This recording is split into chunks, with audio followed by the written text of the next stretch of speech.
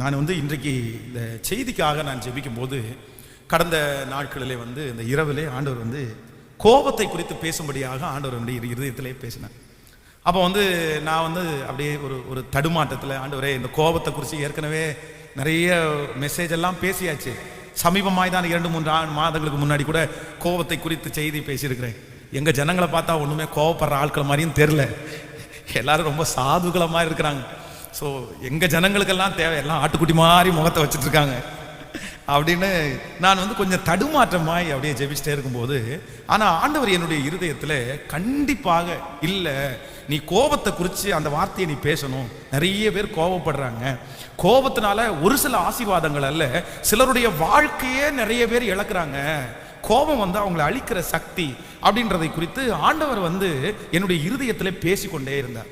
அப்ப இன்றைக்கு கோபத்தை குறித்து தான் ஆண்டவர் என்னோடு பேசுகிறார். கவனிங்க, வேதம் சொல்லுது, மனுஷனுடைய கோபம் தேவனுடைய நீதியை நடப்பிக்க மாட்டாது. அடுத்த வார்த்தை சொல்லுகிறது, மிஞ்சும் கோபத்தை நீர் அடக்குவி. மிஞ்சும் கோபத்தை நீர் அடக்குவி. சிலருடைய வாழ்க்கையில சாதாரணமான கோபம் இருக்கும். ஒரு முதலாளி ஒரு தொழிலாளி கிட்ட சில நேரத்தில் கோபப்பட்டு தான் ஆகணும். ஒரு பாஸ்டர் இருக்கிறார் அப்படின்னு சொன்னா, அந்த பாஸ்டர் கீழே யாராவது ஒருத்தர் தவறு பண்ணும்போது, ஏன் இப்படி பண்ண, இப்படி பண்ணக்கூடாது அப்படின்ற அந்த சில சின்ன சின்ன கோபங்கள் வருகிறது, ஒன்றும் தெரியல. ஆனா சிலருடைய வாழ்க்கையில என்ன கோபம் இருக்கு அப்படின்னா, மிஞ்சின கோபம். அந்த மிஞ்சின கோபம்னா என்ன அப்படின்னா, நான் ஒப்புரவாக மாட்டேன், நான் பேச மாட்டேன், நான் இப்படிதான் இருப்பேன், நான் சாப்பிட மாட்டேன், நான் அந்த பாரியத்தெல்லாம் பண்ண முடியாது அப்படின்னா, தங்களுடைய வாழ்க்கையிலே சிலர் சில காரியத்தை என்னதான் ஆண்டவர் பேசினாலும், என்னதான் சூழ்நிலை வந்தாலும், நான் இப்படித்தான் இருப்பேன் அப்படின்னு நினைச்சு கோபமா இருக்கிற யாரா இருந்தாலும், இன்றைக்கு ஆண்டவர் வாக்கு கொடுக்கிறார், சொல்றாரு, உங்க கோபத்தை ஆண்டவர் என்ன பண்ணிடுவாராமா, அவரே ஒரு நாள் அடக்கிடுவாரு. அப்படி இருக்கக்கூடாது, நீங்க இருக்கக்கூடாது. இல்ல, நான் எடுத்த முடிவு எடுத்ததான், பண்ணுனதான், ஓகே நடந்துருச்சு, பண்ணியாச்சு, என்ன பண்றது, அதுக்காக ஒரு தண்டனை நம்ம கொடுத்தாச்சு, அதற்காக ஒரு காரியத்தை நம்ம பேசி முடிச்சிட்டோம். இல்ல, நான் மரணம் வரைக்கும் அப்படிதான் இருப்பேன் அப்படின்னு சொன்னா, ஆண்டவர் சொல்லுகிறார், அப்படி கோபமாய் யார் இந்த சத்தத்தை கேட்டுக்கொண்டிருந்தாலும், மிஞ்சின கோபம் உங்களுக்கு இருக்குமானால், ஆண்டவர் பேசியும் நீங்க மாறல, ஆண்டவர் சூழ்நிலையை கொடுத்தும் நீங்க மாறல, நீங்க ரொம்ப மிஞ்சி போயிருக்கிறீங்க. ஊழியக்காரர் பேசியாச்சு, நீங்க மாறல, பெரியவங்க பேசியாச்சு, நீங்க மாறல, இன்னும் உங்களுக்கு சூழ்நிலை எல்லாம் வித்தியாசம் வந்துச்சு, நீங்க மாறல. நீங்க மாறல அப்படின்னா, கர்த்தருடைய பிள்ளைகளே ரொம்ப ஜாக்கிரதையா இருங்க. யாரெல்லாம் மிஞ்சி கோபப்படுறீங்களோ அவர்களுடைய கோபத்தை மனுஷன் அடக்க மாட்டான். ஆனா சில நேரத்தில் கர்த்தரை அடக்குவதற்கு சில காரியத்தை கட்டளையிடுவார், சில சூழ்நிலையை கட்டளையிடுவார். அன்றைக்கு உங்களுடைய கோபத்தை நீங்க வச்சு வாழ முடியாது, அன்றைக்கு உங்க கோபத்தோட நீங்க டிராவல் பண்ண முடியாது. நீங்கள் எவ்வளவு கோபம் உள்ளவர்களா இருந்தாலும் நீங்க கீழே விழுகிற மாதிரி ஒரு சூழ்நிலை கர்த்தர் கட்டளையிட்டுருவாரு. அதனால மிஞ்சின கோபம் உங்களுக்கு வேண்டாம், அப்படியே சரி பண்ணிடணும், அப்படியே ரெடி ஆயிரணும். சிலரெல்லாம் 5 வருஷமா அந்த கோபம், அதுக்கு பேர் தான் மிஞ்சின கோபம். 1 மாசமா இருக்கிற கோபம் தான் மிஞ்சின கோபம், 1 வாரமா இருக்கிற கோபம் தான் மிஞ்சின கோபம். இல்ல, நம்ம என்ன அவ்வளவு பெரிய பரிசுத்தவான்களா, நம்ம என்ன ஒரு தப்பும் பண்ணாதவர்களா, நம்முடைய வாயிலிருந்து ஒரு வார்த்தையும் புறப்படலையா? எல்லாருக்குள்ளேயும் தவறுகளும், எல்லாருக்குள்ளேயும் ஆண்டவருக்கு விரோதமான செயல்களும் இருக்கிறது. ஆனால் நம்முடைய தவறுகளை எல்லாம் கர்த்தர் பார்த்து அதற்கு கர்த்தர் கோபிச்சு இருந்தார் அப்படின்னா, நம்ம யாரும் இந்த இடத்துல உயிரோடயே இருக்க முடியாது. ஆனால் ஆண்டவர் நம்மேல் இரக்கம் உள்ளவராய், கிருபை உள்ளவராய், மன்னிக்கிற தேவனாய் இருந்து நம்ம கர்த்தருடைய சமூகத்தில் ஒப்புரவாகும் போது அவருடைய கோபத்தை எல்லாம் விட்டு நம்மேல் இறங்கி, இன்றைக்கு அதனாலதான் இந்த மாசத்துல கர்த்தர் நம்மளை உட்கார வச்சிருக்கிறாரு, இந்த இடத்துக்கு வர வச்சிருக்கிறாரு, இந்த சத்தத்தை கேட்க வச்சிருக்கிறாரு. அவர் கோபப்பட்டு இருந்திருந்தாரே ஆனால் நம்மளால நிலைநிட்டு இருக்க முடியாது. அதனால மிஞ்சின கோபமா இருக்காதீங்க, மிஞ்சின கோபமா இருக்காதீங்க. வேதத்திலே நான் இந்த வசனத்தை தியானித்துக் கொண்டிருக்கும் போது ஆண்டவர் தேவ மனுஷனாகிய இந்த மோசேயை ஆண்டவர் காண்பித்தார். மோசே என்று சொல்லுகிற இந்த மனிதனை குறித்து உங்களுக்கு தெரியும். அவன் இந்த ஊழியத்திற்கு வரவே வேண்டான்னு நினைச்ச போதிலும் ஆண்டவர் இந்த மோசையை நடத்தின விதத்தை பார்த்தீங்கன்னா ரொம்ப அழகா இருந்துச்சு. ஆண்டவர் ஆதியிலே ஒரு மனுஷன் மேல ஒரு திட்டத்தை வச்சுட்டாருன்னா அந்த மனுஷனை கைவிட மாட்டார் என்கிறதற்கு மோசே ஒரு மிகப்பெரிய ஆதாரம். ஏன்னா ஒரு நைல் நதியில ஆயிரக்கணக்கான குழந்தைகள் மரித்து போறாங்க. ஆனா அதே வயசுல இருக்கிற அந்த நைல் நதியில எத்தனையோ பேருடைய மரண சடலங்கள் மிதக்கிறது. ஆனா அந்த நைல் நதியில ஒரு குழந்தை மட்டும் உயிரோட மிதக்குது. அப்ப நான் நம்புறேன், கர்த்தருடைய தரிசனத்தை ஒரு பிள்ளை மேல கர்த்தர் வச்சுட்டார் அப்படின்னா, நான் நம்புறேன் உலகமே அழிஞ்சாலும் உங்களை கர்த்தர் உயிரோட காப்பாற்றுவாரு. உங்களை கர்த்தர் அழிக்கிறதுக்கு ஒப்பு கொடுக்க மாட்டாரு. உங்களுக்கு ஒரு பாதுகாப்பை கர்த்தர் தருவாரு. அப்போ ஆண்டவர் இந்த மோசையை பாத்தீங்க அப்படின்னா, அதுல இருந்து அவ்வளவு அழகாய் கர்த்தர் தப்பு வைக்கிறார், அவனை பத்திரப்படுத்துவார். இப்போ பாத்தீங்கன்னா அந்த குழந்தைக்கு வந்து கரெக்டா அந்த பால் எல்லாம் கொடுக்க வேண்டியது இருக்குது. அந்த குழந்தைய பராமரிக்கணும். அந்த குழந்தைய பராமரிக்கிறதுக்கு எவ்வளவு ஆச்சரியம் பாருங்க. ஆண்டவர் முன்குறிக்கிற ஒரு பிள்ளைக்கு அவங்க அம்மாவே சம்பளத்துக்கு அவனை பார்த்துக்கிற மாதிரி ஒரு சூழ்நிலை வந்து பாருங்களேன். எவ்வளவு பெரிய விஷயம். அவனோடு கூட பிறந்த எல்லா பிள்ளைகளையும் அவங்க அம்மா அப்பா சாக கொடுத்துட்டாங்க. அந்த பிள்ளைக்காக வருத்தப்பட்டு இருக்கும் போது தன்னுடைய பிள்ளைய வளர்த்துறதற்காக தனக்கு சம்பளம் கொடுத்து வைக்கிற அளவுக்கு ஆண்டவர் அந்த இடத்துல ஒரு இரக்கம் பாராட்டி இருக்கிறார் பாருங்க. அதுதான் ஆண்டவராலே முன்குறிக்கப்பட்ட தேவனுடைய பிள்ளை அழகா கொண்டு வந்தாரு. இப்போ இந்த மோசே வளர்ந்து பெரியவன் ஆயிட்டான். இப்போ என்ன நினைக்கிறார் அப்படின்னா, மோசைக்கு ஆண்டவர் மேல பாசம் இருக்குது. ஏன்னா பைபிள் சொல்லுது, அனித்தியமான பாவ சந்தோஷங்களை அனுபவிக்கிறதை பார்க்கலும் தேவனுடைய பிள்ளைகளோடு சேர்ந்து துன்பத்தை அனுபவிக்கிறதே அவர் என்ன பண்ணிட்டாராமா. அப்போ ராஜ வாழ்க்கை வாழ்ந்தாலும், பெரிய அரண்மனையில குடியிருந்தாலும், பெரிய பாவம் நிறைஞ்ச இடத்துல குடியிருந்தாலும், அவனுக்கு மோசைக்கு வந்து அதன் மேல இன்ட்ரெஸ்டே இல்ல, அதன் மேல நாட்டமே இல்ல.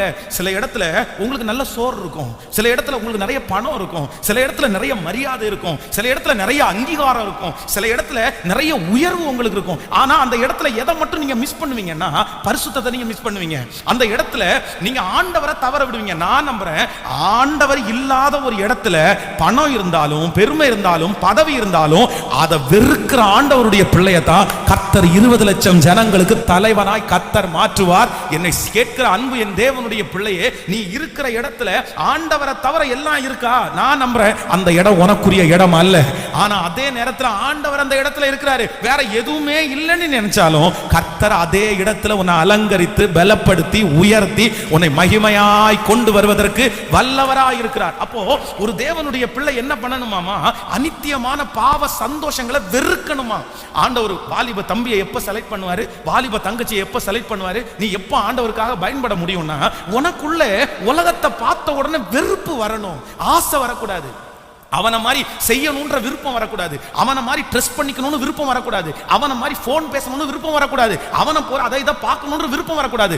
ஆனா உங்களை அறியாமலே உங்களுக்குள்ள என்ன வரணும்னா வெறுப்பு வரணும்.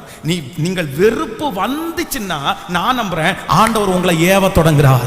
கர்த்தர் உங்களை பார்த்துட்டு இருக்கிறார். கர்த்தர் உங்களை அவங்களை விட்டு கொஞ்சம் கொஞ்சமா வேறு பிரிக்கிறார். கர்த்தர் உங்களை கொண்டு ஏதோ ஒன்று செய்ய போறார். அடுத்த எழுப்புதலுக்கு நீ பயனுள்ள பாத்திரமா மாற போற. கர்த்தருக்கும் உனக்கும் ஒரு தொடர்பு வந்துருச்சு. நீ உலகத்துக்குரியவன் அல்ல.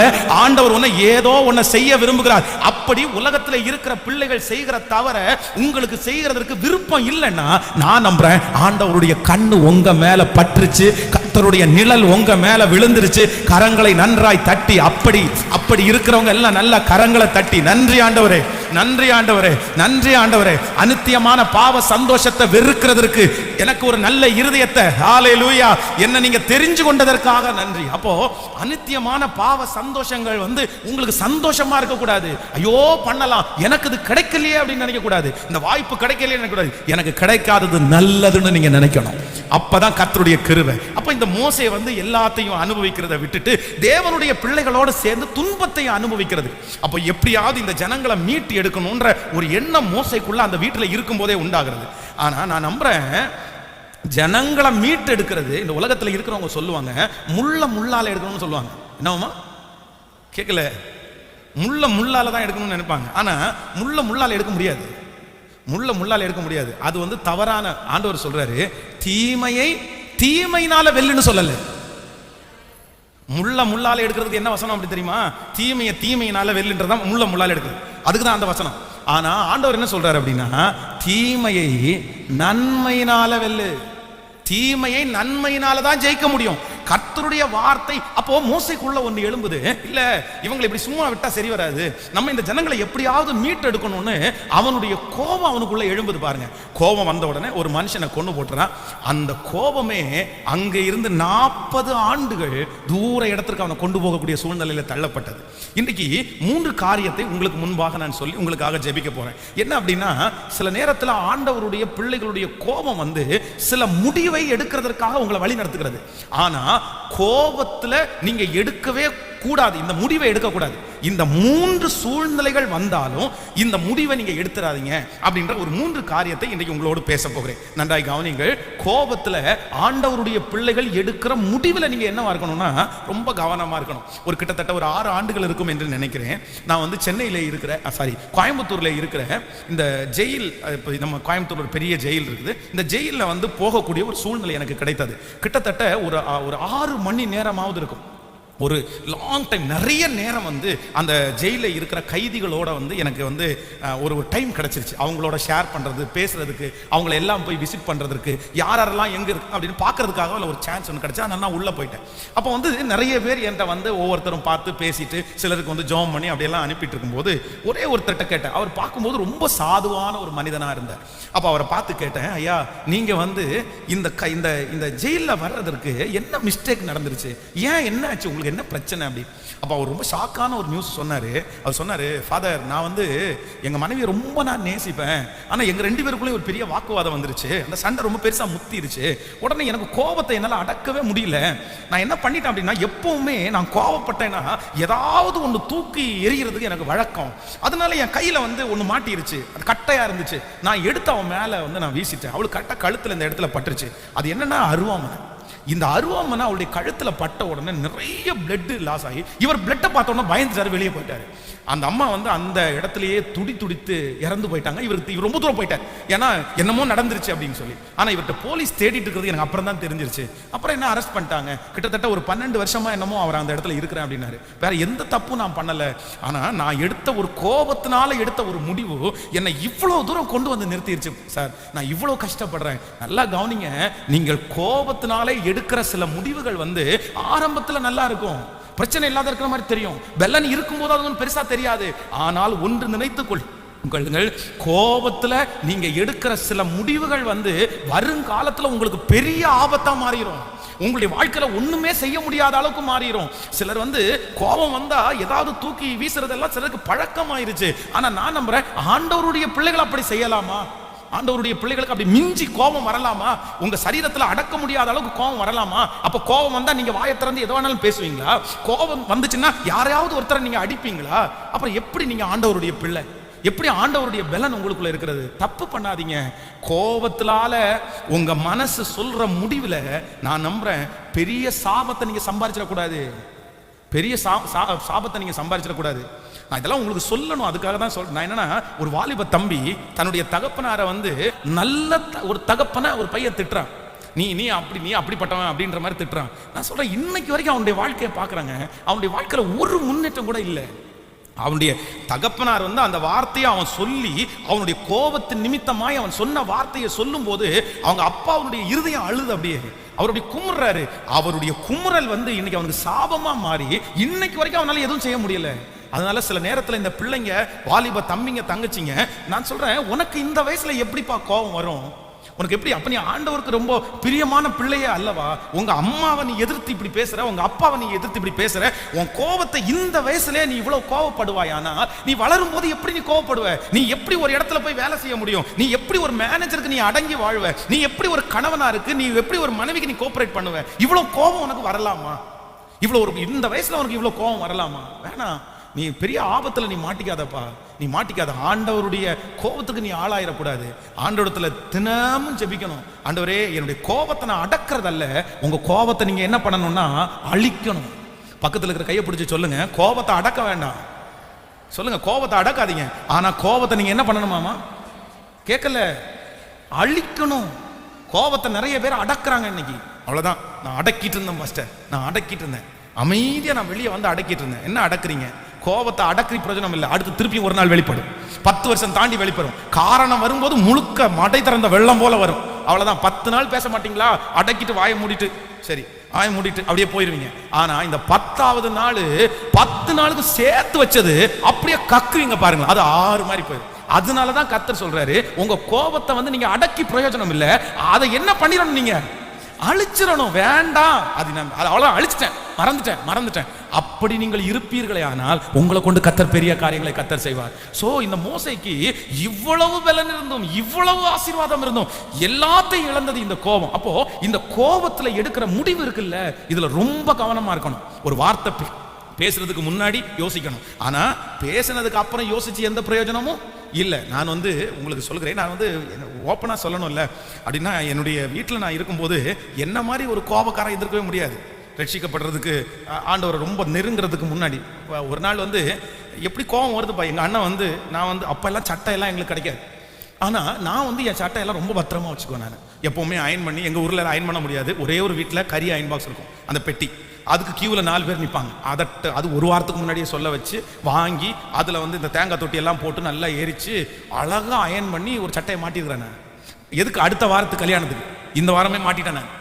நான் என்ன தெரியுமா, எனக்கு தெரியாமல் என் அண்ணனும் நானும் ஒரே கிளாஸ் தான் படிக்கிறோம். அவன் என்ன பண்ணிட்டான் அப்படின்னா, எனக்கு தெரியாமல் அந்த சட்டையை போட்டு சினிமாவுக்கு போயிட்டான். அவன் எப்போவுமே ஒரு சினிமா பார்த்துட்டு 3 சினிமா பார்ப்பான். சினிமான்னு போயிட்டானா 3 சினிமா பார்த்துட்டு வரும்போது சட்டையை போட்டு திருப்பி அன்னைக்கு நைட்டும் படுத்து தூங்கிட்டான். இவன் நைட்டில் அன்னைட் வந்துட்டான், சட்டையை போட்டு தூங்கிட்டான். காலையில் முழிச்ச உடனே எடுத்து பார்க்குறேன், ஏன் சட்டை அதுவும் எப்படி இருக்குது, அப்படியே கறிக்குள்ளே போட்டு எடுத்த மாதிரி இருக்குது. அதை கழட்டி வச்சுருந்தா கூட பரவாயில்ல, போட்டு படுத்தா எப்படி இருக்கும். எனக்கு காலையில் அந்த டீ என் கையில் இருக்குது, ஏன் என் சட்டையை எடுத்தன்ற கோவம் என்னால் தாங்க முடியாமல் கையில் இந்த டீயை மூஞ்சி மேலே ஊற்றிட்டேன். அவன் ஐயோ வேகுதுன்ட்டு ஓடுறான். ஓடி போய் அந்த கிணத்துக்கு பக்கத்தில் தண்ணியை எடுத்து மூஞ்சில ஊத்திட்டு அப்படியே வந்துட்டான். என்னமோ கர்த்தர் கிருபை, அவனுடைய முகம் வெந்து போகல. ஆனா ஆண்டவர் என் இருதயத்தில் பேசினாரு, இல்ல நீ எப்படி இப்படி கோவப்படலாம், நீ என்னுடைய பிள்ளையா, நீ ஆண்டவருடைய பிள்ளை தானே, நீ எப்படி கோவப்பட முடியும்? இல்ல அப்போ ஒப்பு கொடுத்து நான் நம்புறேன், சாந்த குணம் உள்ளவர்கள் தான் பூமியை சுதந்திரிக்க முடியும். கோவப்படுறவங்க பூமியை சுதந்திரிக்க முடியாது. ஆண்டவர் உங்களை நம்பணும்னா உங்களுக்கு இருக்கக்கூடிய மிகப்பெரிய குவாலிட்டி என்ன அப்படின்னா சாந்த குணம். ஆமென் சொல்லுங்க பார்க்கலாம். உங்கள் சாந்த குணம் கேட்கல, உங்க சாந்த குணம் கம்ஃபர்ட் சர்ச்சில் இருக்கிறவங்களுக்கு தெரிய கடவுது அப்படின்னு எழுதி இருக்குது. இல்ல உங்க சாந்த குணம் பாஸ்டர் பென்ஸுக்கு தெரிஞ்சிருக்க கடவுது அப்படின்னு எழுதி இருக்குது. கேட்கல, உங்க வீட்டுக்காரருக்கு தெரிஞ்சிருக்கணும், உங்க வீட்டுக்கார அம்மாவுக்கு. இப்போ சிலருக்கு என்னன்னா, ஊர்ல உள்ள எல்லாருக்கும் சாந்த குணம். உங்களை பார்த்து ஒரு சாட்சி சொல்ல சொன்னா, சர்ச்சில் உங்களை பார்த்து ஒரு சாட்சி சொல்ல சொன்னா நான் என்ன சொல்லுவேன்னு நினைக்கிறீங்க? நான் என்ன சொல்லுவேன் உங்களை பார்த்து? தங்கமான சிஸ்டருங்க, ஐயாவா, தங்கமான ஐயாங்க, ஐயோ என்ன அமைதி, என்ன சாஃப்ட், பேசும்போதே பவ்யமா பேசுவாரு. ஸ்தோத்திரம் பாஸ்டர்னு சொன்னா நம்ம கீழே விழுந்துருவோம், அந்த அளவுக்கு பேசுவாரு. ஐயோ அவ்வளோ, வந்தாலே செருப்பை கழட்டி போட்டு உள்ள உட்கார்ந்தாலே அவ்வளோ தாழ்மையாக உட்காருவாரு. ஆனா உங்க சாந்த குணம் இங்க தெரிஞ்சிருச்சு. ஆனா உங்க வீட்டில் சாந்த குணம் கேட்டு பார்த்தா என்ன தெரியும்? ஆமா சாந்த குணம்னு பேர்ல ஒருத்தங்க இருக்காங்க, ஆனா அவங்களுக்கு சாந்த குணமே இல்ல. இல்ல இல்ல உங்கள் சாந்த குணம் எல்லா மனுஷருக்கும்.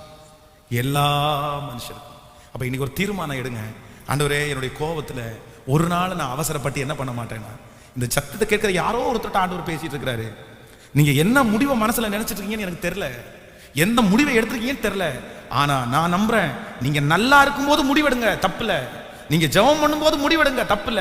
நீங்க சமாதானமா இருக்கும்போது ஒரு முடிவெடுங்க, தப்புல. ஆனா நீங்க கோபத்தோட இருக்கும்போது நீங்க எவ்வளவு பெரிய முடிவை எடுத்தாலும் நான் நம்புறேன் அது உங்களுக்கு தீமையா தான் முடியுமே தவிர, கோபத்தோட நீங்க எடுக்கிற முடிவு நல்ல முடிவா இருக்காது. கோபத்தோட இருக்கிற ஒரு மனுஷன் எடுக்கிற முடிவு சரியான முடிவை அவன் எடுக்கவே முடியாது. உங்க அம்மா மேல இருக்கிற கோபம், உங்க அப்பா மேல இருக்கிற கோபம், உங்க நண்பர்கள் மேல இருக்கிற கோபத்தினால நீ ஒரு முடிவை எடுப்பாயானால் அந்த கோபத்தினாலே வருகிற முடிவு உனக்கு ஆபத்தாய் முடிந்துரும். சோ யாரோ ஒருத்தட்ட கர்த்தர் பேசுறாரு, ஜாக்கிரதை. நீங்க கோபத்தினால முடிவெடுத்துறாதீங்க, இன்னைக்கு நீங்க கோபத்தினால சிலர் டக்குன்னு முடிவெடுறாங்க. ஆனா ஒரு 3 காரியத்தை உங்களுக்கு சொல்லுகிறேன். இந்த 3 காரியத்தை உங்களுக்கு தெரிஞ்சுக்கிட்டீங்கன்னா நீங்க கோபத்துல கூட முடிவெடுக்க கூடாதுன்னு உங்களுக்கு தெரிஞ்சிடும். அதை சொல்லி நான் ஜெபிக்க ஆசைப்படுகிறேன். வாசிக்கலாம். இந்த தேவனுடைய மனுஷனுடைய வாழ்க்கையை நம்ம வாசிக்கலாம். நம்பர் 1, முதலாவதாக ஒரு வசனத்தை நம்ம வாசிக்க போகிறோம். எடுத்துக்கொள்ளுங்கள், ஸ்தோத்திரம். யாத்திராகமத்தை எடுத்துக்கொள்ளுங்கள். யாத்திராகமம் 32ஆம் அதிகாரத்திற்கு வாருங்கள். யாத்திராகம் 32ஆம் அதிகாரத்திலே 19வது வசனத்தை வாசிக்கலாமா? 32ஆம் அதிகாரம் 19வது வசனத்தை வாசிக்கலாம். அவன் பாளையத்திற்கு சமீபித்து அந்த கன்று குட்டியையும் நடனத்தையும் கண்டபோது மோசே கோபம் மூண்டவனாகி தன் கையில் இருந்த பலகைகளை மலையின் அடியிலே எறிந்து உடைத்து போட்டு. கவனிங்க ஆண்டவருடைய பிள்ளைகளே, எல்லாரும் கவனமாய் கவனிங்க. இந்த மோசே தன்னுடைய கோபத்தினால 3 விதமான முடிவு எடுக்கிறாரு. இந்த 3 விதமான முடிவும் அவருடைய வாழ்க்கையில ஒரு பெரிய தீமையாய் முடிஞ்சது. அப்போ ஒரு தேவனுடைய பிள்ளை இந்த இடத்துல நம்ம என்ன வாசிக்கிறோம் அப்படின்னா, மோசே 40 நாள் மலையில போறாரு, அங்க ஆண்டவரோட பேசிட்டு இருக்கிறாரு. அப்ப ஆண்டவர் நிறைய காரியத்தை அவருக்கு செய்து சொல்லி கொடுக்கிறாரு. அப்ப ஸ்பெஷலா அவன் மலையிலிருந்து கீழே இறங்கி வரும்போது ஆண்டவர் அவன் கையில ஒரு கிஃப்ட் மாதிரி ஒன்று கொடுக்கிறாரு. அந்த கிஃப்ட்டை நீங்க வாசி பார்த்தீங்கன்னா ரொம்ப ஆச்சரியமா இருக்கும். நீங்கள் 32ஆம் அதிகாரத்திலே 15வது வசனத்திலிருந்து வாசிக்கலாமா? நீங்கள் 32ஆம் அதிகாரம் 15வது வசனத்திலிருந்து வாசிக்கலாம். பின்பு மோசே மலையிலிருந்து இறங்கினான். சாட்சி பலகைகள் 2 அவன் கையிலே இருந்தது. அந்த பலகைகள் இருபுறமும் எழுதப்பட்டிருந்தது. அவைகள் இந்த பக்கத்திலும் அந்த பக்கத்திலும் எழுதப்பட்டிருந்தது. அந்த பலகைகள் தேவனால் செய்யப்பட்டதாயும் அவைகளிலே பதிர்ந்திருந்த எழுத்து தேவனால் எழுதப்பட்டதாயும் இருந்தது. ஹலோ, நல்லா கவனிங்க. இப்போ மோசேயினுடைய கையிலே கொடுக்கப்பட்டிருக்கிற அந்த கிஃப்ட் என்ன கிஃப்ட்? அது சாதாரணமானது அல்ல. அந்த பலகைய மேனுஃபேக்சர் பண்ணது யாராமா? அதை உருவாக்குனவர் கர்த்தர். இன்னொன்னு வேதம் சொல்லுது, அதுல எழுதி இருக்கிற எழுத்த கூட யார் எழுதினாதாமா? அப்போ அந்த பலகைய தூதர்களை வைத்து ஆண்டவர் செய்ய வச்சிருக்கலாம். இல்ல இவன்ட்டே சொல்லி நீ எழுதுப்பா, நான் சொல்ல எழுதுன்னு சொல்லலாம். இல்லனா ஒரு பலகை கீழே எடுத்துட்டு சொல்லலாம். ஆனா ஆண்டவர் அந்த 10 கற்பனைகளை அவ்வளவு கர்த்தர் மதிச்சார். அது அவருக்கு ரொம்ப முக்கியமா தெரிஞ்சதுனால அவரே உருவாக்கி அவரே எழுதி இப்ப அழகா, நான் நம்புறேன் கர்த்தரிடத்திலிருந்து ஒரு கிஃப்ட் நமக்கு வந்துருச்சுன்னா அது கண்டிப்பா நமக்கு பெஸ்டா தான் இருக்கும். நம்புறீங்களா இல்லையா? ஆண்டவரிடத்திலிருந்து அவருடைய கைப்படை எழுதி உன்னை வாங்குறதுன்றது எவ்வளவு பெரிய ஆசீர்வாதம், எவ்வளோ பெரிய வெற்றி. நம்ம நிறைய நேரத்தில் ஸ்கூலில் படிக்கும்போது பார்த்தீங்கன்னா இந்த ஆட்டோகிராஃப் எழுதுகிற பழக்கம் இருக்கும் பாருங்களேன். நிறைய பேர் நிறைய பெரிய பெரிய ஆட்கள்கிட்ட போய் டைரியை கொடுத்து எனக்கு எழுதி கொடுங்க அப்படின்னு. அப்போ அவங்க எழுதி கொடுத்ததை பார்த்தீங்கன்னா காலம் முழுவதும் நம்ம வச்சு பார்ப்போம், சரி இவங்க எழுதி கொடுத்துருக்காங்க பாருங்க எழுதி. அப்போ எவ்வளோ முக்கியமானது. ஆனால் தன்னுடைய கோபத்தினுடைய உச்ச கட்டத்தில் ஜனங்கள் தப்பு பண்ணாங்க, ஜனங்கள் தீய வழியில் நடந்தாங்க. ஆனால் தன்னுடைய கையில் ஆண்டவரே எழுதி ஆண்டவரே உருவாக்கி கொடுத்த அந்த கற்பலைகளை அவன் என்ன பண்ணான் அப்படின்னா, பைபிள் சொல்லுது அவன் அந்த மலையினுடைய அடிவாரத்தில் போட்டு, வேதம் சொல்லுகிறது அவன் என்ன பண்ணானாமா உடைச்சிட்டான். அப்போ நம்பர் 1 முதலாவதாக ஒரு ஆண்டவருடைய பிள்ளை ரொம்ப கவனமா இருக்கணும். உங்களுடைய கோபம் நியாயமானதா இருந்தா கூட நீங்க கோபத்தினால முடிவு எடுக்க கூடாதா? பக்கத்துல இருக்கிற கையை பிடிச்சி சொல்லுங்க, உங்களுடைய கோபம் நியாயமானதா இருந்தாலும் கோபத்தில் நீங்க என்ன பண்ணக்கூடாதாமா? ஹலோ, நம்ம முடிவு எடுப்போம், நியாயம் இல்லைன்னா முடிவு எடுக்க மாட்டோம். ஆனா நியாயமா இருந்தா, உங்களுடைய கோபம் நியாயமானதா இருந்தால் உங்களை சுற்றி இருக்கிற நிறைய பேர் என்ன சொல்லுவாங்க? முடிவு எடுக்கிறதுக்கு சொல்லுவாங்க. ஆமாப்பா நீ நியாயமான ஆளுப்பா, நீ முடிவு எடுப்பா. இப்போ நான் நம்புறேன் இந்த மோசேக்கு விரோதமாய் மோசேக்கு முன்பாக இருக்கிற ஜனங்கள் செய்தது தவறு. எப்பா உங்களுக்கு எதுக்குப்பா 10 கற்பனைகள்? உங்களுக்கு ஆண்டவர் எழுதி கொடுத்த கற்பனை எதுக்கு? தேவையே கிடையாது, உனக்கு வேண்டாம். உனக்கு இதை வச்சு நீ என்ன பண்ண போற? நீ ஆண்டவரே விட்டுட்டு போனவன். ஆண்டவர் இவ்வளவு கஷ்டப்பட்டு உனக்காக எழுதி கொடுத்திருக்கிறாரு, இத்தனை பண்ணி இருக்கிறாரு, உனக்கு கொஞ்சம் கூட நன்றி இல்லை. அந்த கோபம் மோசையினுடைய இருதயத்துல மேலோங்க இவ்வளவு துரோகியான இவ்வளவு மோசமான இவங்களுக்கு இந்த கற்பலைகளை நான் கொடுக்காட்டி என்ன அப்படின்னு நினைச்சு அந்த கற்பலைகளை உடைச்சிட்டான். ஆனா வேதம் சொல்லுது அதுல எழுதி இருந்தது மிக முக்கியமானது. ஆண்டவர் திரும்ப அவனையே செய்ய வச்சு கர்த்தர் எழுத வைக்கிறாரு. அந்த ஆசீர்வாதம் இன்னைக்கு ஒருவேளை அப்படி அது இருந்துச்சுன்னா அந்த ஜனங்களுக்கெல்லாம் கர்த்தரால் எழுதப்பட்டது எவ்வளோ ஒரு நல்லா எப்படி இருந்திருக்கும் பாருங்க. அந்த ஜனங்களுக்கு அதுல ஒரு பவர் இருந்திருக்கும். அதுல கண்டிப்பா ஒரு கர்த்தருடைய கைப்பட எழுதி இருந்ததுல கண்டிப்பா சொல்ற ஒரு வல்லம் இருந்திருக்கும். நம்புறீங்களா இல்லையா? எத்தனை பேர் விசுவாசிக்கிறீங்க? அதான் நீங்க ஆண்டவருடைய கல்வாரி சிலுவையிலே அவங்க அந்த ரத்தம் அந்த கடைசி நேரத்தில் அவருடைய கல்வாரி சிலுவையில் அவர் மரிக்கும் போது கொஞ்சம் மழை அடித்ததுனால அதிலிருந்து கொஞ்சம் தண்ணீர் போய் சில குஷ்டரோகிகள் இருக்கிற இடத்துல போகும்போது அந்த குஷ்டரோகிகள் சுகம் பெற்றாங்க அப்படின்னு சொல்லி ஒரு புத்தகத்தில் எழுதியிருந்தார். அது கூட தான் அந்த பென்கர் அப்படின்னு ஏதோ ஒரு அதில் கூட பண்ணியிருப்பாங்க அப்படின்லாம் சொன்னாங்க. அப்போ நான் என்ன நம்புறேன் அப்படின்னு சொன்னா, ஆண்டவராய் எழுதி கொடுத்ததுல ஒரு பெரிய வல்லம் இருந்திருக்கும். ஆனா இஸ்ரவேல் ஜனங்கள் அதை தொலைச்சிட்டாங்க, மோசே அதை தொலைச்சிட்டான்.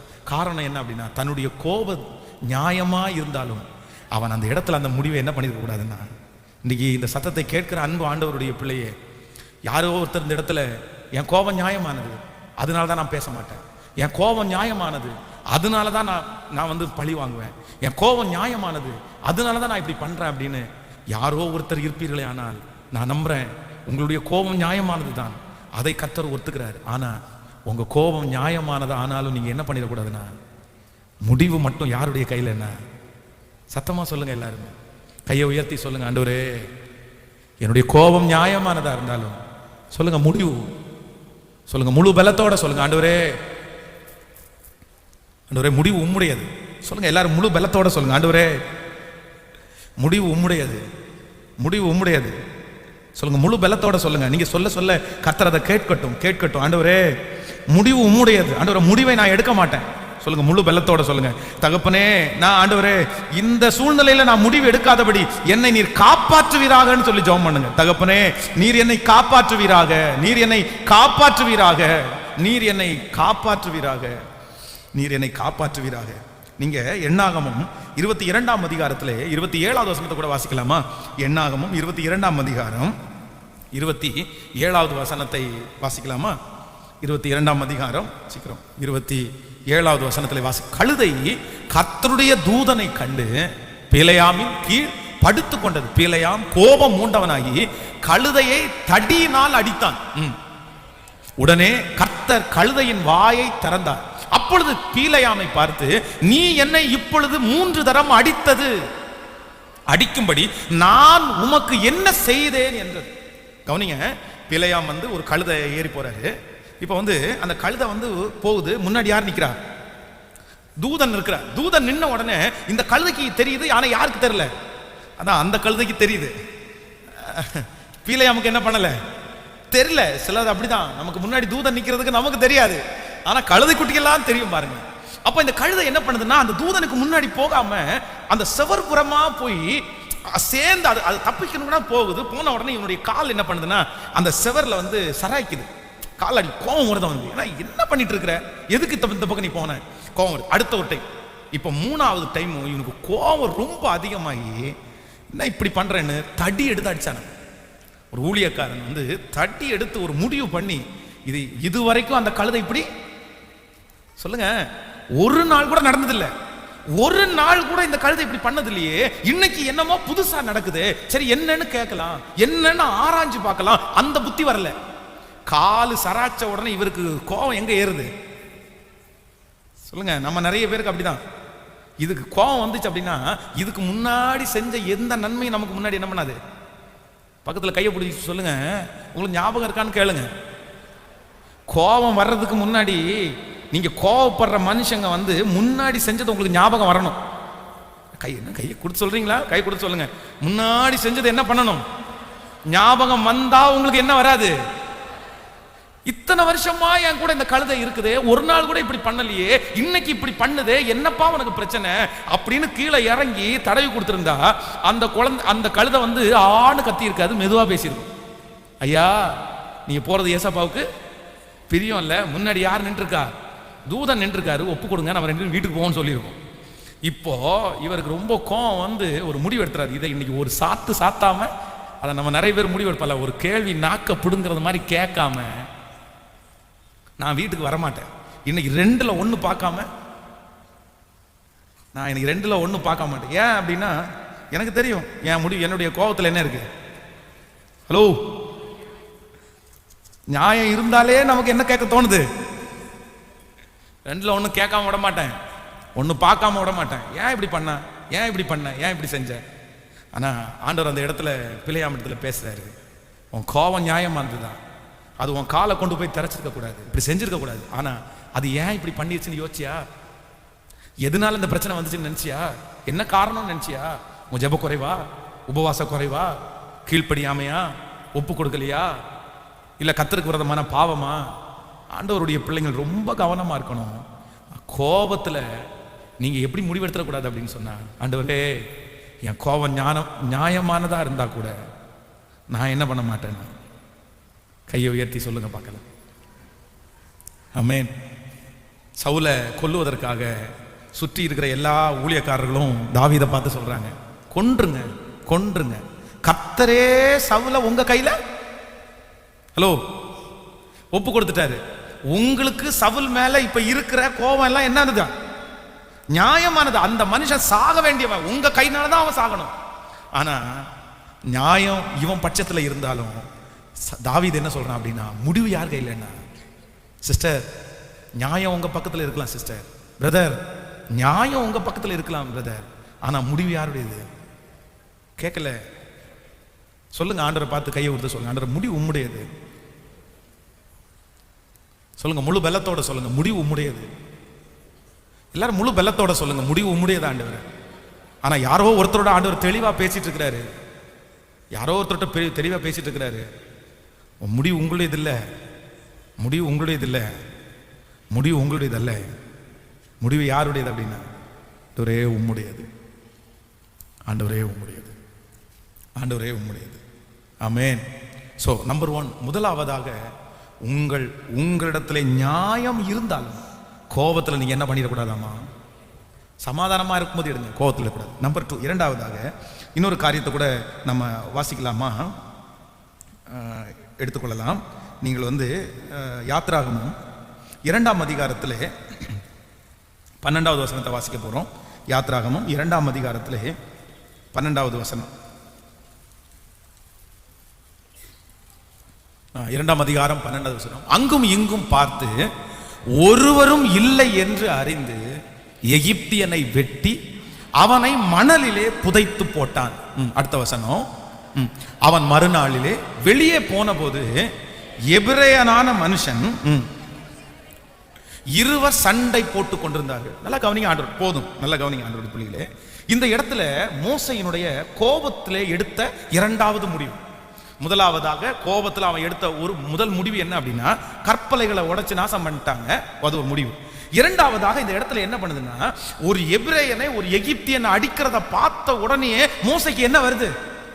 பயங்கரமான ஒரு கோபம் வருது. இப்போ கோபம் வந்த உடனே இந்த மோசைக்கு எகிப்தியனை அடிக்கக்கூடிய பலன் எபிரேயனுக்கு இல்ல, ஆனா யாருக்கு இருக்குது? புரியுதா உங்களுக்கு? அந்த சிச்சுவேஷன்ல ஒரு எகிப்தியன் ஒரு எபிரேயனை அடிக்கிறான், அந்த எபிரேயனுக்கு திருப்பி அடிக்கிறதுக்கு பலன் இல்ல, ஆனா யாருக்கு பலன் இருக்குது? மோசைக்கு பலனும் இருக்குது, இன்னொன்னு பெரிய இடத்துக்குள்ள அதிகாரமும். இந்த அதிகாரத்தையும் இந்த பலத்தையும் யூஸ் பண்ணி தனக்கு கோபம் வந்த உடனே வேதம் சொல்லுகிறது, அந்த எகிப்தியனை அடிச்சு கொன்னுட்டு மணல்ல என்ன பண்ணிட்டானாமா? அதிகாரம், என் கையில பவர் இருக்குது. நம்பர் 2, இரண்டாவதாக ஒரு தேவனுடைய பிள்ளை கோபத்துல நீங்க எப்படி முடிவு எடுக்க கூடாதுன்னா, உங்க கையில அதிகாரம் இருந்தாலும் நீங்க கோபத்துல என்ன பண்ணிடக்கூடாதுன்னா, வக்கீல் உங்க பக்கத்துல இருக்கிறதுனால முடிவெடுத்த முடியாது, போலீஸ்காரர் உங்க பக்கத்துல இருக்கிறதுனால முடிவெடுத்த முடியாது, அம்மா அப்பா உங்க சைடுல, அப்பா அம்மா உங்க சைடுல, இல்லைன்னா சொந்தக்காரங்க உங்க சைடுல இருந்த உடனே, அதிகாரம் இருந்த உடனே கோபத்துல நீங்க எடுக்கிற முடிவு என்ன மாறிடும்? அது நல்லா முடியாது. ஆமென் சொல்லுங்க. பக்கத்துல இருக்கிற கரத்தை பிடிச்சு சொல்லுங்க, உங்க கையில அதிகாரம் இருக்கும்போது நீங்க எடுக்கிற எல்லா முடிவுகளும் சரியானதா இருக்காது. சொல்லுங்க, நல்லா சொல்லுங்க, பக்கத்துல கையை பிடிச்சு சொல்லுங்க, உங்க கையில அதிகாரம் இருக்கும் போது நீங்க எடுக்கிற முடிவு என்னவா இருக்காது அப்படின்னா. அல்லேலூயா. ஒரு சில ஆண்டுகளுக்கு முன்பாக திருச்சபையில ஒரு லேப்டாப் ஒன்று வாங்கி வச்சிருந்தோம். அந்த லேப்டாப்ல தான் இந்த ஊழியம் ஆரம்பித்த நாளில் இருந்து இப்போ அப்போ வரைக்கும் இருந்த எல்லா ஃபோட்டோஸும் அதில் தான் இருந்துச்சு. ஃபோட்டோஸு, வீடியோஸு எல்லாமே அதில் இருந்துச்சு. அப்போ எப்போவுமே சர்ச்சில் நாங்கள் பொருளை எல்லாம் ஒரு இடத்துல வச்சிட்டோம்னா அந்த பொருள் அப்படியே இருக்கும், யாரும் எதுவும் எடுக்க மாட்டாங்க. அப்போ அந்த லேப்டாப்பை வச்சுட்டு நான் வெளியே போயிட்டேன். ஒருத்தர் அந்த பின்னாடி பக்கத்தில் ஒரு ஓட்டை போட்டு அவர் உள்ளே எடுத்து அந்த லேப்டாப்பை எடுத்து பைக்குள்ளே வச்சு அவர் கொண்டு போகிறார். நம்ம அந்த டைமில் ஒரு சிசிடிவி கேமரா ஒன்று மாட்டியிருந்தோம். அப்போ அந்த சிசிடிவி கேமராவில் பார்த்தா அந்த மனுஷன் யாருன்னு நான் கண்டுபிடிச்சிட்டேன். இந்த ஏரியாவிலேயே ரொம்ப ஒரு ரவுடியான ஒரு மாசமான ஒரு மனுஷன் வச்சுங்களேன். அந்த வீடியோவை பார்த்தேன். இப்போ பார்த்த உடனே அந்த மனுஷன் எனக்கு தெரியும். அவருக்கு ஸ்ட்ரைட்டாக ஃபோன் பண்ணேன். இந்த மாதிரி ஃபோன் பண்ணிவிட்டு, பாஸ்டர் பேசுகிறேன், இந்த மாதிரி சர்ச்சில் வந்து நீங்கள் லேப்டாப்பை எடுத்துகிட்டு போயிருக்கீங்களே அப்படின்னு. ஃபாதர் என்ன லேப்டாப்பு என்ன அப்படின்னு. இல்லை, நீங்கள் வந்து நைட்டு இத்தனை மணிக்கு நீங்கள் எடுத்துகிட்டு போனது வந்து வீடியோவில் பதிவாகிருக்குது, சிசிடிவியில் ரெக்கார்ட் ஆயிடுச்சு. நான் இது என்ன பண்ணலாம், நீங்கள் ஒன்று பண்ணுங்கள், நான் வந்து இதையெல்லாம் யார்ட்டையுமே நான் கொடுக்கல, இப்போ நான் போலீஸில் கொண்டு போய் இதை கொடுத்துட்டேன் அப்படின்னு சொன்னால் உங்களை எவிடன்ஸோட கூட்டு உள்ளே வைப்பாங்க. பட் நான் அப்படி செய்ய விரும்பலை. ஆனால் எப்படியாவது அந்த லேப்டாப்பை மட்டும் எனக்கு திரும்பி கொடுத்துருங்க, அதில் ரொம்ப முக்கியமான ஃபைல்ஸ் எல்லாம் இருக்குது. சரி ஃபாதர், நான் அதை விற்றுட்டேன், நான் போய் நாளைக்கே கேட்டு உங்களுக்கு வாங்கி தரேன்னு போனார். போன அந்த அவன் வந்து திரும்பி ஒரு 4 நாள் ஒன்றும் இல்லை. திருப்பி நான் ஃபோன் பண்ணுறேன், எப்பா என்னாச்சு, நீங்கள் அந்த இது வரலையே அப்படின்னா. இல்லை, அதை விற்றுட்டாங்க, அது எங்கே போச்சுன்னே தெரில, நான் என்னைக்காவது சம்பாதிக்கும் போது வேணா உங்களுக்கு காசு கொடுத்துட்றேன், என்னை மன்னிச்சிருங்க அப்படின்னு. எனக்கு இப்போது எனக்குள்ளே பெரிய தடுமாற்றம். இப்போ என்ன எவிடன்ஸ் யார் கையில் இருக்குது? என் கையில் எவிடன்ஸ் இருக்குது.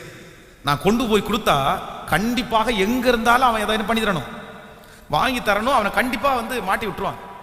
சரி, நான் ஜோம் பண்ணி கத்தர் கொடுத்தா, நீங்கள் தான் கொடுத்தீங்க ஆண்டவரே, ஆலயத்தில் வச்ச பொருள், அந்த மனுஷனை நீங்கள் சந்திக்கணும், அந்த மனுஷன் சாப்பிட்ட ஒவ்வொரு சாப்பாடும் உங்களுடைய ஆகாரம், அதனால நீங்கள் வந்து அதை தொற்றணும் அப்படின்னு சொல்லிட்டு விட்டுட்டேன். இங்கேருந்து திருடிட்டு போய் 4வது காம்பவுண்டு 5வது காம்பவுண்டில் ஒரு இடத்துல போய் அதே மாதிரி ஓட்டை போட்டு திருடும்போது அவங்க சிசிடிவியில் கண்டுபிடிச்சிட்டாங்க. ஸ்ட்ரைட்டாக போலீஸ்கிட்ட கொடுத்துட்டாங்க. வந்து ஜெயிலுக்கு கூப்பிட்டு போயிட்டாங்க. திரும்பி வந்தார். வந்துட்டு நீங்கள் என்னை மன்னிக்கணும், அவங்க என்னை பிடிச்சி போலீஸில் கொடுத்துட்டாங்க, நீங்கள் நினச்சிருந்தீங்கன்னா கூட கொடுத்துருக்கலாம், கொடுக்கல, நீ அவர் நிறைய வார்த்தை கடவுளுடைய பிள்ளை அப்படின்னு சொல்லியெல்லாம் அவர் நிறைய சொன்னார். அப்போது நான் என்ன நம்புகிறேன் அப்படின்னா, இன்னைக்கு அந்த அந்த அவனை பார்த்தாலுமே வந்து என்னை பார்க்கும்போது யாராவது ஒருத்தர் இந்த ஏரியாவில் இருந்து ஏதாவது பிரச்சனை பண்ணணும்னு நினைக்கும் போது அவன் என்ன, அவர் ஒரு பெரிய ரவுடி தான், சப்போர்ட் பண்ணி ஃபாதரை மட்டும் எதுவும் டிஸ்டர்ப் பண்ணாதீங்கப்பா, ஃபாதரை மட்டும் எப்படி டிஸ்டர்ப் பண்ணாதீங்கப்பா. அப்போ நான் நம்புகிறேன், சில நேரத்தில் வந்து உங்கள் கையில் அதிகாரம் இருக்கும்போது கூட நீங்கள் கோபத்தினால எடுக்காத முடிவினால உங்களுக்கு நஷ்டம் வராது, கண்டிப்பாக உங்களுக்கு லாபம் தான் வரும். ஆமென். உங்களுக்கு அதிகாரம் இருக்குது பிரதர், உங்கள் மனைவியை துரத்தி விடுறதுக்கு அதிகாரம் இருக்குது, உங்களுக்கு அதிகாரம் இருக்குது சிஸ்டர், உங்கள் கணவனை துரத்தி விடுறதுக்கு அதிகாரம் இருக்குது, இல்லை எக்ஸட்ரா எது வேணாலும் உங்கள் கையில் பவர் இருக்குன்றதுக்காக, உங்கள் கையில் பவர் இருக்குன்றதுக்காக கண்டிப்பாக கோபத்தில் நீங்கள் என்ன பண்ணிடக்கூடாதுன்னா ஆமென் சொல்லுங்கள். கையை உயர்த்தி ஏசப்பாட்ட என்னை காத்துக்கொள்ளும் சொல்லுங்க. ஆண்டவரே என்னை காத்துக்கொள்ளும், முழு பலத்தோடு சொல்லுங்க, என்னை காத்துக்கொள்ளும், என்னை காத்துக்கொள்ளும். என் கையில் அதிகாரம் இருக்கு அப்படின்றதுக்காக நான் எந்த முடிவும் எடுத்துடக்கூடாது ஆண்டவரே. யாரோட பேசுறாங்களோ அவங்க கையை உயர்த்தி ஏசப்பட்ட சொல்லுங்க. ஆண்டவரே என் பேர்ல நியாயமா இருந்தாலும் கோபத்தினால நான் எந்த முடிவையும் எடுத்துடக்கூடாது. ஆண்டவரே எனக்கு அதிகாரம் இருந்தாலும் நான் கோபத்தினால எந்த முடிவையும் எடுத்துடக்கூடாது. நீங்க ரொம்ப ஜாக்கிரதையா இருங்க. ஒருவேளை இன்னைக்கு ஒருவேளை இந்த செய்தி உங்களுக்கு வந்து சிலருக்கு வந்து இந்த பாதையில் நீங்க கடந்து போகாதவங்களா கூட இருக்கலாம். ஆனா என்னைக்காவது ஒரு நாள் இப்படிப்பட்ட ஒரு பாதையில நீங்க கடந்து போகும்போது உங்களுக்கு இந்த வார்த்தை ஞாபகம் வரணும், இந்த வசனம் ஞாபகம் வரணும். இல்ல எனக்கு அதிகாரம் இருக்கிறதுனால உடனே நான் எல்லாத்தையும் என்ன பண்ணிட முடியாது. அதிகாரம் இருந்த உடனே நான் எல்லாத்தையும் பண்ணிட முடியுமா? அதிகாரம் என் கையில இல்ல, அதிகாரம் யார் கையில இருக்குது? சத்தமா சொல்லுங்க. எல்லா அதிகாரமும் யாருடைய கையிலிருந்து வருதுன்னா கர்த்தருடைய அதிகாரம், அவருடைய கையிலிருந்து வருது. எனக்கு கொடுத்திருக்கிறார், ஒரு பொறுப்பை கொடுத்திருக்கிறார், ஒரு ரெப்ரசன்டேட்டிவ் மாதிரி நான் இருக்கிறேன், அவ்வளவுதான். ஆனா என் இஷ்டத்துக்கு நான் எதையும் பண்ணிட முடியாது, நான் இஷ்டத்துக்கு எல்லாத்தையும் செஞ்சிட முடியாது. நான் கண்டிப்பாக எதை செஞ்சாலும் யார்கிட்ட கேட்கணும் அப்படின்னா என் கர்த்தரிடத்துல பெர்மிஷன் கேட்கணும். அப்படி செய்யறவங்க தான் மாட்ட மாட்டாங்களே தவிர நான் நம்புறேன் தான் இஷ்டத்துக்கு எடுக்கிறவங்க வந்து கண்டிப்பாக மாட்டிடுவாங்க, கண்டிப்பா மாட்டிடுவாங்க. எத்தனையோ பேர் அப்படி சந்திச்சிருக்கிற ஆண்டவருடைய பிள்ளையே, எத்தனையோ பேரை சந்திச்சிருக்கிறேன். தன்னுடைய கணவன் குடிகாரர், தன்னுடைய 2 பிள்ளைகள் சித்திரவதை தாங்க முடியாதுன்னு சொல்லி தன்னுடைய கணவனாரை விட்டு விட்டு வெளியூருக்கு போய் இன்னைக்கு அந்த பிள்ளைங்க எல்லாம் கல்யாணம் ஆயிட்டாங்க, எல்லாம் திருமணமாய் செட்டில் ஆயிட்டாங்க. ஆனா இன்னைக்கு 20 ஆண்டு தாண்டி அந்த அம்மா யோசிக்கிறாங்க, இல்ல நான் அன்னைக்கு எடுத்த முடிவு ரொம்ப தப்பான முடிவு, அன்னைக்கு யார் சொல்லியும் கேட்கல, என்ன பண்ணியும் கேட்கல. என்ன நீ எனக்கு வாழ தெரியாது நினைச்சியா, எனக்கு போக தெரியாது நினைச்சியா, எனக்கு சம்பாதிக்க தெரியாது நினைச்சியா, என் பிள்ளைகளை என்னால படிக்க வைக்க முடியாது நினைச்சியா, உன் முன்னாடி படிக்க வைக்கிறதா இல்லையான்னு பாரு. அவ்வளவுதான். அந்த அந்த ஒரு வைராக்கியம் இன்னைக்கு 20 ஆண்டுகள் தாண்டி அந்த அம்மா அவ்வளவு கஷ்டப்பட்டு இருக்கிறாங்க. இல்ல நான் மிஸ் பண்ணிட்டேன், என்னதான் இருந்தாலும் கொஞ்சம் பொறுமையா போயிருக்கலாம், ஆண்டவர் மாத்திருப்பாரு. இன்னைக்கு நினைச்சு என்ன பிரயோஜனம்? முடிவு எடுத்து இத்தனை வருஷம் தாண்டி யோசிச்சு என்ன பிரயோஜனம்? அதனால உங்கள்ட்ட அதிகாரம் இருக்கிறதுக்காக ஒரு முடிவை அவசரப்பட்டு நீங்க என்ன பண்ணிடக்கூடாதுன்னா. நம்பர் 3, மூன்றாவதாக ஒரு காரியத்தை சீக்கிரமா சொல்லி உங்களை நான் ஜெபித்து முடிக்கிறதுக்கு ஆசைப்படுறேன். என்னாகமம் 20ஆம் அதிகாரத்தை எடுத்துக்கொள்ளலாம். என்னாகமம் 20ஆம் அதிகாரம், என்னாகமம் 20ஆம் அதிகாரத்தில் 8வது வசனத்திலிருந்து வாசிக்கலாமா? என்னாகமம் 20ஆம் அதிகாரம் 8வது வசனத்திலிருந்து வாசிக்கலாம். நீ கோலை எடுத்துக்கொண்டு நீயும் உன் சகோதரனாகிய ஆரோன் சபையாரை கூடி வர செய்து அவர்கள் கண்களுக்கு முன்னே கண்மலையை பார்த்து பேசுங்கள், அப்பொழுது அது தன்னிடத்திலே உள்ள தண்ணீரை கொடுக்கும். இப்படி நீ அவர்களுக்கு கண்மலையிலிருந்து தண்ணீரை புறப்பட பண்ணி சபையாருக்கும் அவர்கள் மிருக ஜீவன்களுக்கும் குடிக்கும்படி கொடுப்பாய் என்றார். அடுத்த வசனம், அப்பொழுது மோசே தனக்கு கர்த்தர் கட்டளையிட்டபடி கர்த்தருடைய சன்னதியிலிருந்து கோலை எடுத்தான். அடுத்து மோசே ஆரோனையும் சபையார் வரையும் கண்மலைக்கு முன்பாக கூடி வர செய்தான். அப்பொழுது மோசே அவர்களை நோக்கி, கலகக்காரரே கேளுங்கள், உங்களுக்கு இந்த கண்மலையிலிருந்து நாங்கள் தண்ணீரை புறப்பட பண்ணுவோமோ என்று சொல்லி தன் கையை ஓங்கி கண்மலையை தன் கோலினால் 2 தரம் அடித்தான். உடனே தண்ணீர் ஏராளமாய் புறப்பட்டு வந்தது, சபையார் குடித்தார்கள், அவர்கள் மிருகங்களும் குடித்தது. நன்றாய் கவனிங்கள். நம்பர் 3, மூன்றாவது இந்த மோசே தன்னுடைய கோபத்தினால எடுத்த 3வது முடிவு அவருக்கு ஆபத்தான முடிவா மாறிடுச்சு. இப்ப ஆண்டவர் சொல்றாரு, ஏற்கனவே ஒரு டைம் கண்மலையை அடிக்க சொன்னா தண்ணி வந்துருச்சு. இப்ப என்ன சொல்றாருன்னா, நீ கோலை எடுத்து நீ போய் கண்மலைக்கு முன்பாக நீ என்ன போய் முன்னாடி நின்று பேசு. நீ பேசினாலே கண்மலையிலிருந்து என்ன வரும்? தண்ணீர் வரும். ஆனா இவர் கண்மலைக்கு பேசுறதுக்கு முன்னாடி யார்கிட்ட பேசுறாரு? கேட்கல. சில நேரத்தில் ஆண்டவர்கிட்ட பேசுறதுக்கு முன்னாடி மனுஷன்கிட்ட பேசினா இதான் பிரச்சனை வரும். சில டைம் அவங்கள பார்க்கவே கூடாது, யாரை மட்டும் தான் பார்த்துட்டு போயிட்டே இருக்கணும். இந்த பக்கம் திரும்பிட்டா நம்ம ஆவியே கெட்டு போயிடும். பக்கத்தில் இருக்கிற கையை பிடிச்சி சொல்லுங்க, சில பக்கம் திரும்பிட்டீங்கன்னா உங்க ஆவி இருக்கிற ஆவியும் கெட்டு போயிடும். அதனால யாரை மட்டும்தான் பார்த்து ஓடணும்? பாஸ்டரை பார்த்தும் விசுவாசியை பார்த்தும் இல்லை, யாரை பார்த்து மட்டும்தான் ஓடணும்? கர்த்தரை பார்த்து மட்டும்தான் ஓடணும். இப்போ இவர் போறாரு, போன உடனே ஜனங்கள் எல்லாம் கூடி வர செஞ்சாரு. இவங்க மூஞ்சியை பார்த்தாரோ இல்லையோ அவருக்கு என்ன வந்துருச்சு? சிலர் சொல்லுவாங்கல்ல, இந்த மூஞ்சியை பார்த்தாலே எனக்கு என்ன வருது, இந்த மூஞ்சியை பார்த்தாலே கோவம் வருது அப்படின்னு சொல்லுவீங்கல்ல, அந்த மாதிரி மோசைக்கும் அந்த மூஞ்சியை பார்த்த உடனே அப்படியே ரொம்ப கோவம் வருது. அங்க இருக்கிற சூழ்நிலையை பார்த்த உடனே சொல்றாங்க, கலகக்காரரே கேளுங்க. யாரு இதுவரைக்கும் இப்படி எல்லாம் பேசினதில்லை. ஒரு நாள் பேசினார். எப்படி பேசினார்? ஆண்டவர் சொல்றாரு, இந்த வணங்கா காலத்துல ஜனம் இந்த ஜனங்களை அழிச்சிடறேன்னு சொல்லும்போது இவர் பெரிய ஆள் மாதிரி நின்றுட்டு, ஆண்டவரே அழிக்க வேணாம் ஆண்டவரே அப்படின்னா என் பேரை ஜீவ புஸ்தகத்திலிருந்து அப்படிலாம் டயலாக் விட்டவங்க சிலர். அப்படிதான் 10 வருஷத்துக்கு முன்னாடி ஜபத்தில் அவ்வளோ டயலாக் விடுவாங்க. 10 வருஷம் தாண்டி நீர் யாருன்னே எனக்கு தெரியுது ஆண்டவர் அப்படின்னு. ஆமா, மோசே மாதிரி. அப்போ இப்போ தாண்டி போயிடுச்சுல. உடனே இவங்களை பார்த்த உடனே ஒரு நாள் திறப்பில் நின்ன மனுஷனுக்கு இப்போ கோபத்தின் மீது, கலகக்காரரை கேளுங்க, ஏன் ஆண்டவர் உங்களுக்கு தண்ணி தர மாட்டாரா? எத்தனை அற்புதம் பண்ணியிருக்காரு இப்படின்னு கோவப்பட்டு இப்போ கோபத்தினால மயங்கி போச்சு இருக்கு. அதான் ஆத்திரக்காரனுக்கு புத்தி மட்டுன்னுவாங்கல்ல, அவ்வளோதான். இவர் அந்த கோபத்தினால கண்மலையை பார்த்து பேச சொல்லுவார் ஆண்டவர். இவர் கண்மலையை, அதுவும் ஒரு அடி இல்லை. நம்ம எப்பவுமே ஒரு அடி அடிக்கிறோம்னு சொன்னா நம்ம நார்மலா இருக்கணும்னு அர்த்தம். 2 அடி அடிச்சா அதான். இந்த பிள்ளைகளை அடிக்கும்போது பிரச்சனையை கேட்ட உடனே ஒன்றும் பண்ணாதீங்க, ஒரு 2 மணி நேரம் தாண்டி வாங்க. அப்போ உங்களுக்கு என்ன பண்ணுவோம்னா நிதானமாயிருவீங்க, பாதி கோவம் கம்மியாயிரும். அப்போ அடிக்கிற அடிதான் உங்களுக்கு என்ன அடி? அப்போதான் சரியான கண்டிப்பு. அதுக்கு முன்னாடி கோபத்தோட சேர்ந்து அடிச்சா கொண்டு விட்டாலும் கொண்டு விடுவீங்க. அது ரொம்ப ஜாக்கிரதையா இருக்கும். அப்போ இவர் அந்த கோபத்தினுடைய மிகுதினால அந்த ஸ்பாட்ல யார் கோவப்படுத்தினாலும் அந்த ஸ்பாட்ல நீங்க முடிவு என்ன பண்ணக்கூடாதுன்னா, அந்த எடுத்து கண்மலையை அடிச்ச உடனே தண்ணி வந்துருச்சு, அற்புதம் நடந்துச்சு. ஆனா ஆண்டவர் சொல்றாரு, நீ என் வார்த்தைக்கு கீழ்ப்படியாதனால நீ கொண்டு போகணுன்ற அந்த கானான் தேசத்துக்குள்ள நீ என்ன பண்ண மாட்டேன்னா. நம்பர் 3, உங்களுடைய கோபத்துல முடிவு நீங்க எப்ப எடுத்துடக்கூடாதுன்னா, சூழ்நிலையை பார்த்து ஒரு தேவனுடைய பிள்ளை கோபப்பட்டு முடிவு எடுத்துடக்கூடாது. ஆமேன்னு சொல்லுங்க. இன்னைக்கு இருக்கிற சூழ்நிலை 10 வருஷம் நீடிக்காது, 5 வருஷம் நீடிக்காது. கண்டிப்பாக அந்த சூழ்நிலையை கர்த்தர் மாற்ற தான் போறாரு. ஆனா நீங்க எடுத்த முடிவு, சூழ்நிலை மாறிடும், நீங்க எடுத்த முடிவு மாறாது. அந்த சூழ்நிலை மாறும்போது நீங்க எடுத்த முடிவு உங்க வாழ்க்கையில தப்பா போயிடக்கூடாது. நான் சொல்றது எத்தனை பேருக்கு புரியுது? நான் சொல்றது உங்களுக்கு புரியுதா? சில நேரத்தில் நம்மளை சுற்றி இருக்கிற சூழ்நிலை வித்தியாசமா தெரியும். அந்த சூழ்நிலை இப்படியே நீடிச்சிருமோன்னு நினைச்சிட்டு நம்ம ஒரு முடிவு எடுத்துருவோம். மோசே மாதிரி ஒரு முடிவு எடுத்துருவோம். ஆனா ஒரு 5 வருஷம் தாண்டி அந்த சூழ்நிலை சரியாயிரும். ஆனா நம்ம எடுத்த முடிவு தப்பாயிரும். நம்ம எடுத்த முடிவு தப்பாயிடும். பி கேர்ஃபுல், ரொம்ப கேர்ஃபுல். ஆகார் வந்து சாராய் இடத்துல இருக்காங்க. சாராய் வந்து கொஞ்சம் கடினமாக நடத்துறாங்க. இப்போ ஆகாரெல்லாம் என்ன பண்ண முடியல, அங்கே இருக்க முடியல. உடனே ஒரு முடிவு எடுக்கிறாங்க, நான் இனி இந்த வீட்டில் என்ன பண்ண மாட்டேன். போயிட்டாங்க. வழியில தூதன் சந்திக்கிறாரு. என்ன சொல்றாரு? அவங்கள கூப்பிடும் போது என்ன கூப்பிடுறாரு? சாராயின் அடிமை பெண்ணாகிய. அப்படின்னா பரிசுத்த ஆவியானவர் எதை சுட்டி காட்டுறாருன்னா, நீ இன்னைக்கு குழந்தை வயிற்றுல உருவானோன்னா தலக்கணம் பிடிச்சி நீ ஆடுற. ஆனா நீ யாரு?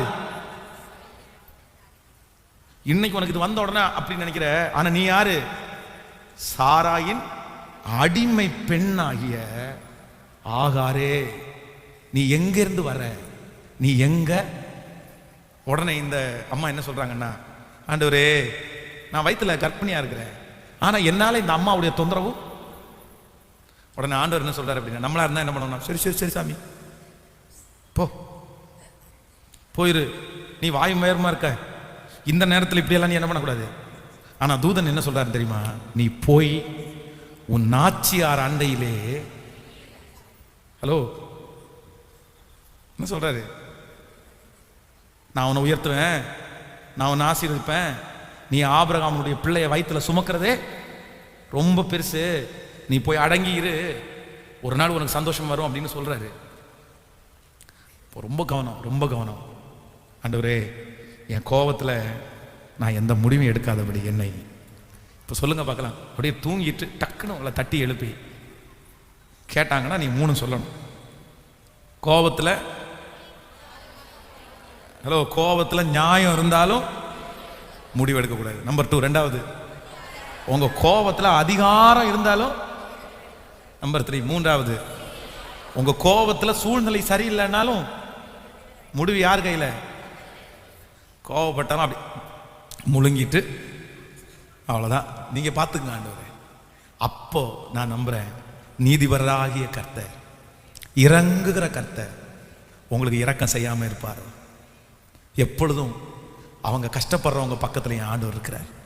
தேவனே, நொறுங்குண்டதும் நறுங்குண்டதுமான இருதயத்தை நீர் புறக்கணி. எழுப்பி நிற்கலாமா கர்த்தர் சமூகத்தில்? கோபம் கொண்டாலும் கோபம் ஆண்டவரை விட்டு பிரிச்சிடும். கோபம் எல்லா ஆசீர்வாதத்தையும் இழக்க பண்ணும். இவ்வளவு வெற்றியாய் பாதுகாப்பாய் எத்தனையோ குழந்தைகள் மரித்த போதிலும் காப்பாற்றப்பட்ட குழந்தை தான் மோசே. பிறக்கும் போதே தன் தாயாருக்கு சம்பளத்தை வாங்கி கொடுத்தவர் மோசே. ஆனா முன்குறிக்கப்பட்ட கானானுக்கு அவர் போகவே முடியல. எப்படின்னா அவருடைய கோபமே அவருடைய ஓட்டத்தை தடை பண்ண வச்சிருச்சு. சிஸ்டர், பிரதர், உங்களுக்காக ஆண்டவர் இன்னைக்கு யாரோ ஒருத்தனுக்காக தெளிவா கொடுத்திருக்கார். ஏற்கனவே உன்னுடைய கோபம் எத்தனையோ இழப்பை நீ சந்திச்சிட்ட பிரதர். சிஸ்டர், எத்தனையோ இழப்புகளை சந்திச்சிட்டீங்க சிஸ்டர். உன் கோபத்தினால இழந்தது எத்தனை. இன்னைக்கு கோபத்தினால பேசுற வார்த்தையை குறித்து நீங்க வருத்தப்படுறீங்கல்ல. கர்த்தருடைய கையில சொல்லுங்க, ஆண்டவரே ஒரு சாந்த குணம் உள்ள ஒரு இருதயத்தை எனக்கு தாரும் என்று கேளுங்க. சத்தம் கேட்கல.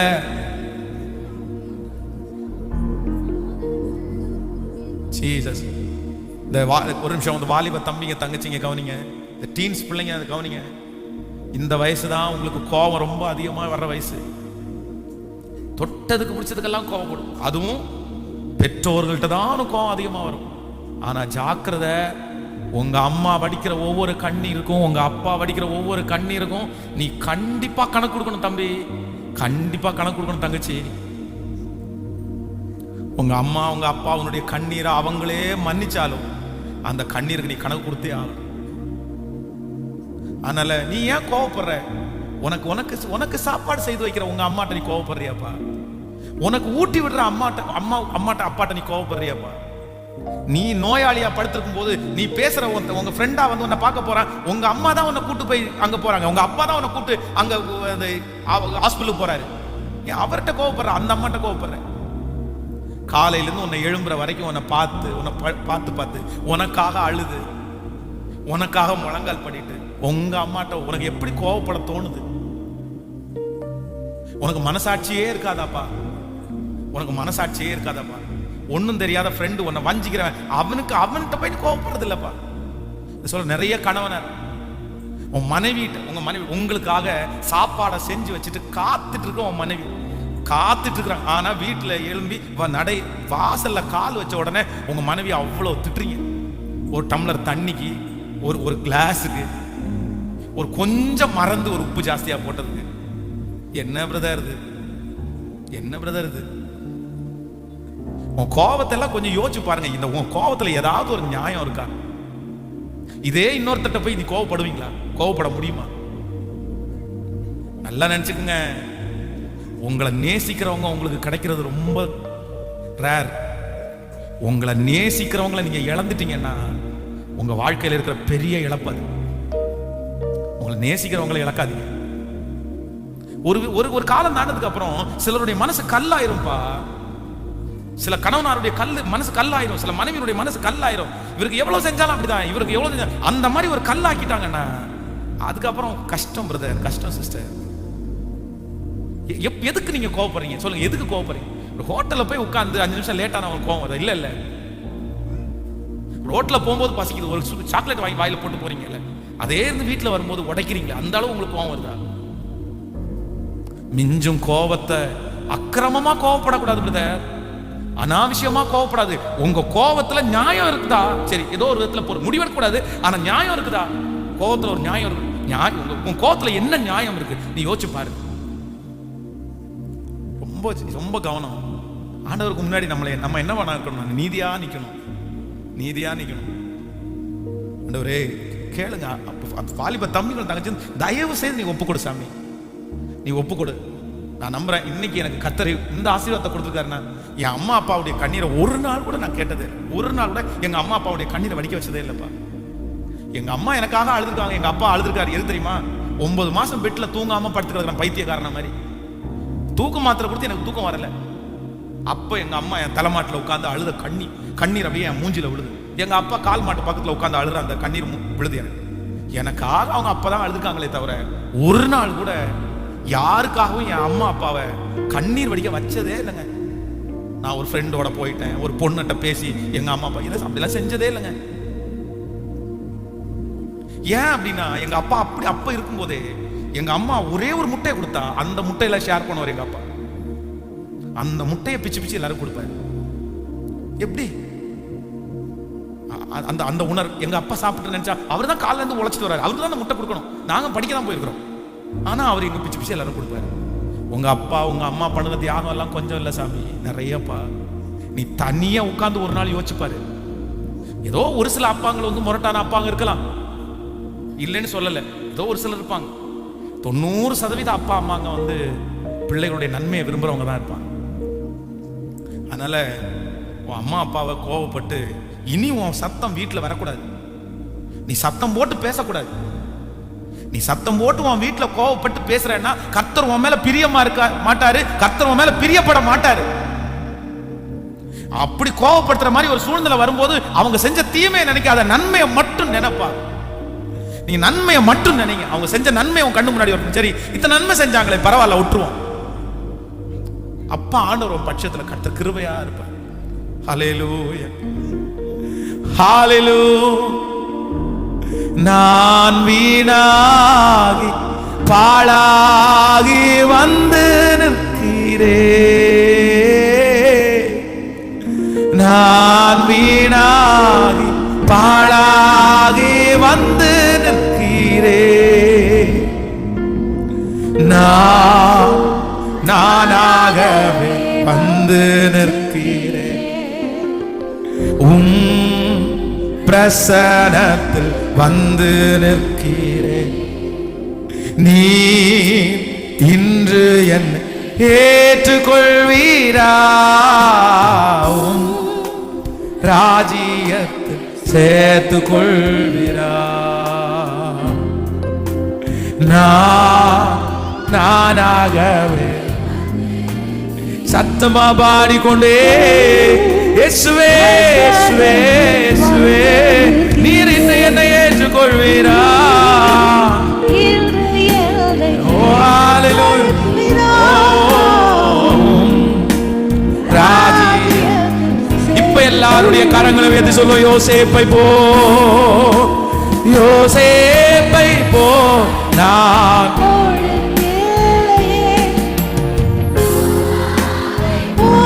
உன்னிமானும் இல்லை. சொல்லுங்க, யோசேப்பை போ, யோசேப்பை போ நான் ஒழுங்கில்லையே, நோவாவை போல் நீதிமானும் இல்லையே, ஆபிரகாமை போல் விசுவாசி இல்லையே, தானியேலை போல உங்களை வேண்டல் ஆண்டவரே,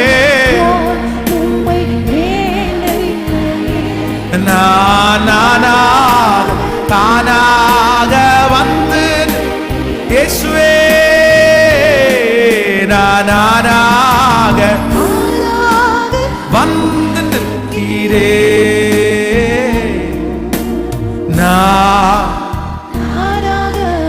வந்து நிற்கிறே. தேவனே, சுத்த இருதயத்தை என்னிலே சிருஷ்டியும், நிலைவரமான ஆவியை என் உள்ளத்திலே புதுப்பியும். இதோ என் உள்ளத்தில் உண்மை இருக்க விரும்புகிறேன். அந்த கரணத்தில் ஞானத்தை எனக்கு தெரியப்படும். என் தாய் என்னை பாவத்தில் கற்பம் தரித்தாள், ஏற்றுக்கொள்கிறா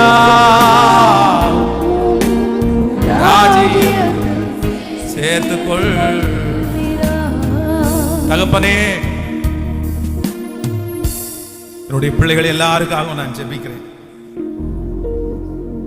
கோபம் கொண்டாலும் பாவம் செய்யாது. மிஞ்சும் கோபத்தை நீர் அடக்குவீர். எங்க பிள்ளைகளுக்காக திறப்புல நிக்கிறேன். உங்கள் சாந்த குணம் எல்லா மனுஷனுக்கும், எங்க பிள்ளைங்களுடைய சாந்த குணம் எல்லா மனுஷனுக்கும் தெரிகிற அளவிற்கு அந்த கோபத்தை அழிச்சிருங்க ஆண்டவரே, கோபத்தை அழிச்சிருங்க ஆண்டவரே. நான் கோபப்பட்டு எந்த இதுவும் பெற்றுக்கொள்ள முடியாது, எங்களுக்கு தெரியும். எங்க கோபம் என்ன ஆண்டவரை பண்ண போகுது? ஒண்ணுமே பண்ணாதுப்பா. மனுஷனுடைய கோபம் தேவனுடைய நீதியை நடப்பிக்க மாட்டாது. எங்களுடைய கோபம் இந்த உலகத்துல ஒன்னையும் பண்ணாதுன்னு எங்களுக்கு தெரியும்பா. எங்க கோபம் ஒரு மனுஷனை மாத்தாது, எங்க கோபம் ஒரு சமாதானத்தை கொண்டு வராது, எங்க கோபம் ஒரு பணத்தை கொண்டு வராது, எங்க கோபத்துல ஒரு பிரயோஜனமும் இல்லை, எங்களுக்கு தெரியும்பா. அதனால என் பிள்ளைங்க ஒரு புது வருஷத்துக்குள்ள சந்திக்கும் போது அப்படி ஒரு சாந்த குணம் உள்ளவங்களா இவங்க அத்தனை பேரும் பூமிக்கு கையெழுத்து வைக்கணும். இவங்களை நம்பி கர்த்தரை அப்படி தரணும். சாந்த குணம் உள்ளவர்கள் பூமியை சுதந்தரிப்பார்கள். இந்த பூமியில கர்த்தர் அவர்களை சாட்சிகளா நிறுத்தணும்.